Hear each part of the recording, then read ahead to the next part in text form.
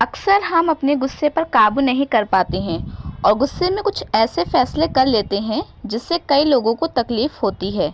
ऐसी ही एक कहानी मेरे परिवार की है। मेरा नाम मेघा है। मैं काफ़ी गरीब परिवार से बिलोंग करती हूँ। हमारे परिवार में खाने पीने की तकलीफ हमेशा ही लगी रहती थी। मेरे पिता काफ़ी शराब पीते थे, इसलिए उनके कमाए हुए सारे पैसे शराब में ही चले जाते थे। मेरी माँ घर घर जाकर खाना बनाने का काम किया करती थी, इसलिए उनका सारा पैसा घर गृहस्थी में ही चला जाता था। इसलिए मेरी माँ और मेरे पिता के बीच अक्सर विवाद होता रहता था। मुझसे छोटी मेरी एक और बहन भी थी, जो एक प्राइवेट स्कूल में पढ़ा करती थी। उसके स्कूल के भी बहुत सारे खर्चे थे। मैं तो एक सरकारी स्कूल में पढ़ने लगी थी, क्योंकि मैं ग्रेजुएट कर रही थी और अब मैं इतनी समझदार हो चुकी थी कि खुद से अपनी पढ़ाई कर सकूं। लेकिन मेरी बहन अभी उम्र में छोटी थी, इसलिए अभी वो प्राइवेट स्कूल में ही पढ़ रही थी। मेरे पिता को शराब पीने की बहुत बुरी लत लगी हुई थी, इसलिए उनको उनकी शराब के आगे कुछ दिखता ही नहीं था। दरअसल ये मेरी माँ की दूसरी शादी थी। मेरी माँ की पहली शादी बहुत कम उम्र में ही हो गई थी, लेकिन मेरी माँ के पहले पति की शादी के कुछ साल बाद ही मृत्यु हो गई थी। मेरी माँ की उम्र उस वक्त ज़्यादा नहीं थी। मेरी माँ और मेरे पिता की मुलाकात एक पार्क में ही हुई थी, जहाँ से दोनों की दोस्ती हो गई थी। और कुछ वक्त बाद ही मेरी माँ और मेरे पिता की ये दोस्ती प्यार में बदल गई थी, जिसके बाद दोनों ने शादी करने का फैसला कर लिया था। मुझे मेरी माँ के पास्ट के बारे में ज़्यादा कुछ तो मालूम नहीं था, क्योंकि मेरी माँ मुझे इस बारे में कुछ खास बताया भी नहीं करती थी। जब भी मैं इस बारे में उनसे कोई बात करती थी, तो वो इस बात को घुमा दिया करती थी और कोई दूसरी बात करने लगती थी। मैं भी इस बारे में ज़्यादा कुछ पूछ नहीं पाती थी और ये बात यहीं पर ख़त्म हो जाया करती थी। घर के खर्चे तो जैसे ख़त्म होने का नाम ही नहीं लेते थे। घर के कुछ काम अब मैं भी संभालने लगी थी। किचन का सारा काम अब मैं ही किया करती थी।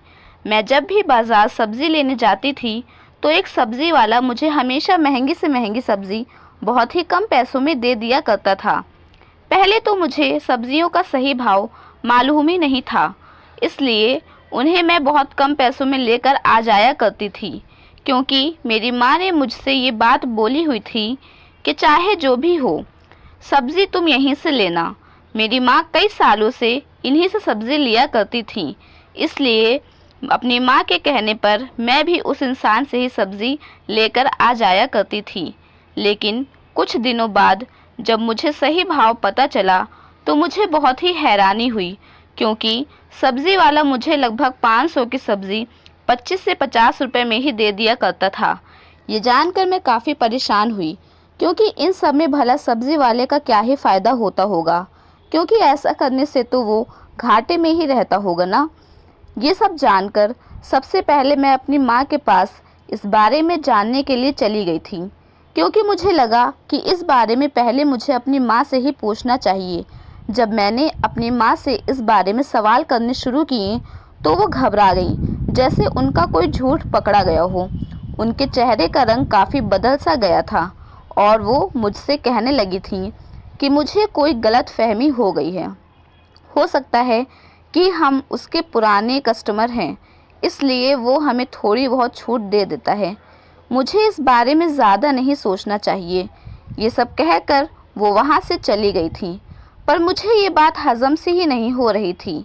इसलिए सच को जानने के लिए मैं काफ़ी परेशान थी।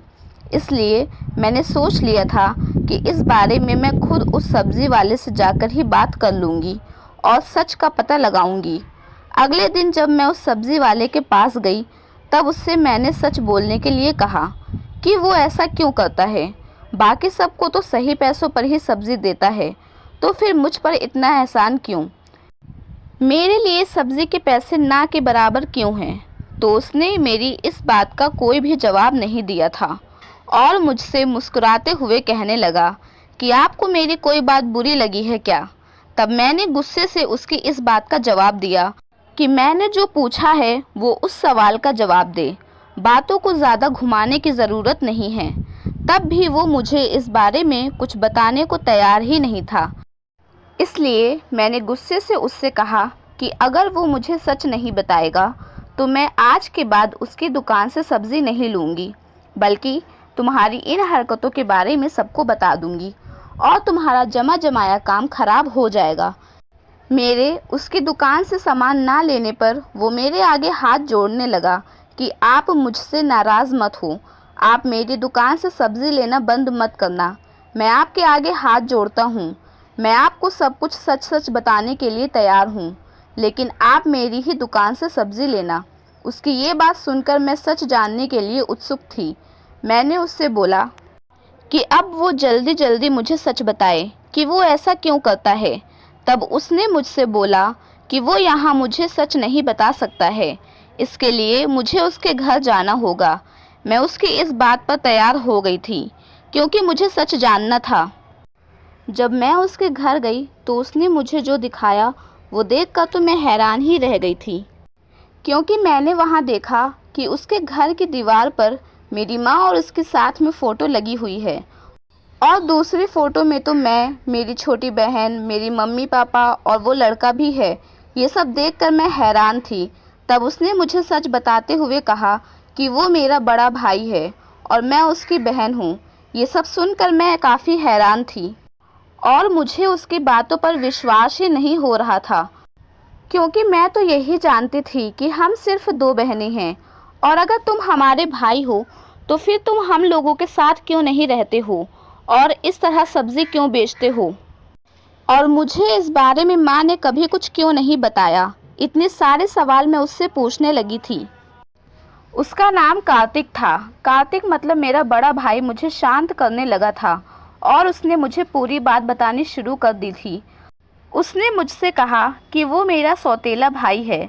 मतलब जब मेरी माँ की पहली शादी हुई थी, शादी के 2 साल बाद कार्तिक का जन्म हो गया था, लेकिन उसके कुछ साल बाद ही उसके पिता की मृत्यु हो गई थी। तब मेरी माँ ने तुम्हारे पिता से शादी करने का फैसला कर लिया था। मेरी माँ ने शादी के वक्त ही मेरे बारे में तुम्हारे पिता को सब कुछ बता दिया था और वो मुझे अपनाने को भी तैयार हो गए थे। शादी के बाद हम तीनों ही साथ में रहने लगे थे और बहुत खुश भी थे, लेकिन कुछ वक्त बाद से ही तुम्हारे पिता मुझसे थोड़ा अलग अलग सा व्यवहार करने लगे थे और धीरे धीरे उनकी हरकतों में सौतेले बाप का असर दिखने लगा था। लेकिन फिर कुछ वक्त बाद ही तुम्हारा जन्म हो गया था। तब मेरी उम्र 16 साल की थी, जब तुम मेरी बहन के रूप में इस दुनिया में आई थी। तुम्हारे आने पर मेरे पिता ने धीरे धीरे मुझसे पीछा छुड़ाना शुरू कर दिया था और हर दिन कोई ना कोई नया बहाना ढूंढते रहते थे कि कब उन्हें मौका मिले और वो मेरी गलती निकाल कर मुझे डांट सकें और मार सकें।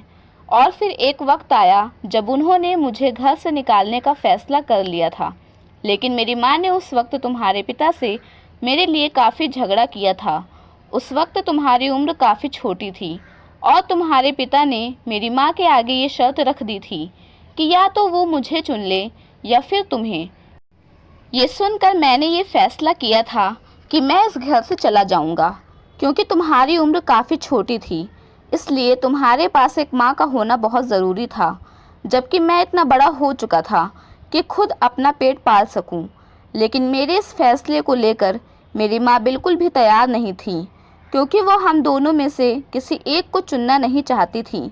लेकिन मैंने उस वक्त अपनी माँ को कसम से बांध दिया था और घर से जाने का फैसला कर लिया था।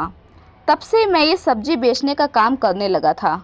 माँ मुझसे दूर रह नहीं सकती थी, इसलिए वो बच्चों के आगे मजबूर थी। इसलिए मैं घर के पीछे ही यह सब्जी बेचता हूँ ताकि मैं माँ से रोज़ मिल सकूँ। माँ सब्ज़ी लेने के बहाने रोज़ मुझसे मिल लिया करती थी, और जब मुझे घर के पैसों की दिक्कतों के बारे में पता चला तो मैं तुम्हें सब्ज़ी बहुत कम पैसों में दे दिया करता था, ताकि मैं थोड़ी सी सही लेकिन तुम लोगों की कुछ मदद कर सकूं। ये सब सुनकर मुझे अपने पिता पर बहुत गुस्सा आ रहा था कि उन्होंने इतने अच्छे और काबिल लड़के को अपनी माँ से दूर कर दिया। मेरे भाई कार्तिक दिल के बहुत अच्छे थे। शायद यही वजह थी कि इतनी छोटी उम्र में ही उन्होंने अलग रहने का फैसला कर लिया था और खुद से आज तक अपना पेट पाल रहे थे। मैं अपने भाई के गले लग गई थी और ज़ोर ज़ोर से रोने लगी थी, क्योंकि ये सब भाई ने मेरे ही लिए किया था। मेरा बचपन खराब ना हो सके इसलिए मेरे भाई ने अपनी खुशियाँ कुर्बान कर दी थीं। मैं अपने भाई से घर वापस चलने के लिए कहने लगी थी, लेकिन भाई ने ये कहकर मुझे साफ मना कर दिया था कि पिता नहीं मानेंगे। वो मुझे अपने घर में नहीं देखना चाहते थे, इसलिए ही उन्होंने मुझे घर से निकाला है। मुझे अपनी माँ के लिए भी बहुत बुरा लग रहा था, क्योंकि बच्चों के आगे उनकी ममता भी जैसे बट सी गई हो। अब मुझे अपनी गलती सुधारने का एक मौका भी मिल गया था, इसलिए मैंने अपने भाई को घर वापस लाने का फैसला कर लिया था। लेकिन उसके लिए मुझे कुछ भी समझ नहीं आ रहा था। अगले ही दिन मैंने अपने दोस्तों के साथ मिलकर एक प्लान बना लिया था, जिसमें उन्हें मुझे किडनैप करने का नाटक करना था। दूसरे ही दिन मैं किसी काम के बहाने बाहर निकल गई थी और अपने दोस्तों के साथ जाकर छुप गई थी। मैंने अपने दोस्तों से यह कहकर अपने घर और अपने भाई के पास फ़ोन करवा दिया था और उनसे ढेर सारे पैसे लाने के लिए बोला था। मेरे पिता के पास तो इतनी दौलत बची ही नहीं थी, क्योंकि उन्होंने तो अपने सारे पैसे शराब में ही गंवा दिए थे। इसलिए बचे कुचे पैसे लेकर मेरे मम्मी पापा भी वहाँ पहुँच गए थे। मेरा भाई भी उसी जगह पैसे लेकर पहुँच गया था। तभी मेरे पापा और मेरे भाई का सामना भी हो गया था। तब मैं उनके सामने सही सलामत बाहर आई तो मुझे देखते ही मेरे पिता और भाई ने मुझे गले से लगा लिया था। मेरे पापा को मैंने ये बता दिया था कि ये सब तो बस एक नाटक था। मेरी बात सुनकर मेरे पिता काफ़ी गुस्सा हो गए थे और उन्होंने मुझसे गुस्से में पूछा कि मैंने ऐसा क्यों किया था। तब मैंने उन्हें मुस्कुराते हुए जवाब दिया कि सच तो आपके सामने ही है। जो भाई अपनी बहन के लिए अपनी ज़िंदगी भर की कमाई ला सकता है, वो भी बिना सोचे समझे, वो इंसान बुरा कैसे हो सकता है। मेरे भाई के पास जितने भी पैसे थे वो उसकी मेहनत के थे, जो उसने अकेले ही आज तक कमाए थे। वो चाहे तो ना आता, उसका भला इन सब में क्या फ़ायदा था। और उस लड़की के लिए जिसके आते ही घर से उसको निकाल दिया गया था। मैंने अपने पिता को समझाते हुए कहा कि अगर आज मेरी माँ उदास हैं तो सिर्फ आपकी ही वजह से, क्योंकि आपने एक माँ को उसके बेटे से दूर किया है और फिर भी वो औरत आज आपके साथ है। मेरे भाई ने आज तक आपसे कोई भी शिकायत नहीं की और मेरे लिए चुपचाप घर से चला गया। भला ऐसा इंसान बुरा कैसे हो सकता है। कार्तिक ने मेरे पापा को हमेशा अपना पिता समझा था और मुझे एक सगी बहन से भी बढ़कर प्यार दिया था। फिर भी उन्होंने उसके साथ ऐसा व्यवहार किया। मेरे समझाने पर मेरे पिता को अपनी गलती का एहसास हो गया था। वो अपने किए पर बहुत ही ज़्यादा शर्मिंदा थे। उन्होंने अपने बेटे और मेरी माँ दोनों से अपनी इस हरकत के बारे में माफ़ी मांग ली थी और अब उन्होंने कार्तिक को अपने घर में रहने की इजाज़त भी दे दी थी। मेरी छोटी बहन भी कार्तिक के बारे में जानकर बहुत खुश हो गई थी, क्योंकि अब हम दोनों बहनों के पास एक भाई भी था और अब मेरा पूरा परिवार कंप्लीट हो गया था। अब हम सब साथ में मिलकर खुशी खुशी रहने लगे थे। इस कहानी से हमें समझ आता है कि हमें कभी भी किसी इंसान के साथ बुरा नहीं करना चाहिए और उसके साथ सौतेला जैसा व्यवहार भी नहीं करना चाहिए और कभी भी परिवार के ऐसे फैसले नहीं करने चाहिए जिसमें परिवार के कई सदस्यों की खुशी ना जुड़ी हो। दोस्तों, अगर हमारी यह कहानी आपको पसंद आई हो तो हमारी वीडियो को लाइक कीजिएगा और ऐसी ही कहानियाँ सुनने के लिए हमारे चैनल को सब्सक्राइब कीजिए, ताकि आने वाली वीडियो का नोटिफिकेशन सबसे पहले आपको मिले।